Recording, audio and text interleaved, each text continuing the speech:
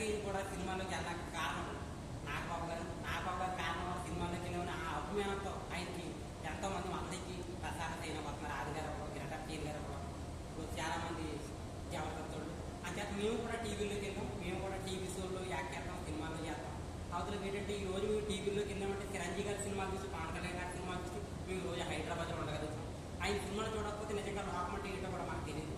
ఆయన సినిమాలు చూసాం కాబట్టి మేము నిజంగా ఈ రోజు ఇలా ఉన్నాం. హైదరాబాద్ నుంచి రాత్రి గోపి బయలుదేరికి వచ్చాం. పవన్ కళ్యాణ్ గారు ఆఫీస్ ఇదే అక్కడ మేము వచ్చామండి. గేట్ కార్డ్ చెప్తే లోపల పంపించారు.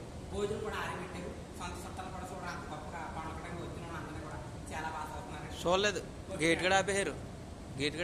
ఆపిస్తే అప్పుడు మళ్ళీ గంట మాట్లాడి మళ్ళీ ఆయన మళ్ళీ తీసుకొచ్చారు లోపలికి. లెక్క చేయలేదు, గంట దాకా ఆపేరు మమ్మల్ని. చెప్పు అవతలకి లెక్క చేస్తే మళ్ళీ తర్వాత మళ్ళీ వచ్చాం లోపలికి తీసుకొచ్చారు.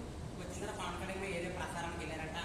ఎక్కడే మీటింగ్ ఎందుకు చెప్తారు. ఇప్పుడు నాగబాబు గారు వస్తారని మీటింగ్ గురించి అని ఉన్నాం. పవన్ కళ్యాణ్ గారి గురించి ఒక 2-3 రోజులు ఇక్కడ ఉండి ప్రసారం చేస్తాం. అతను మనం ఓటేసి గెలిపించుకోవాలి, కంటికి రెప్పకాయని కాపాడుకోవాలి. ఎందుకంటే ఆయన ఎన్నున్నా సరే అతను డబ్బు అంతా కూడా ప్రజలకి దానం చేసి ప్రజలకే ఖర్చు పెట్టాడు. ఏది కూడా దాచుకోలేదు.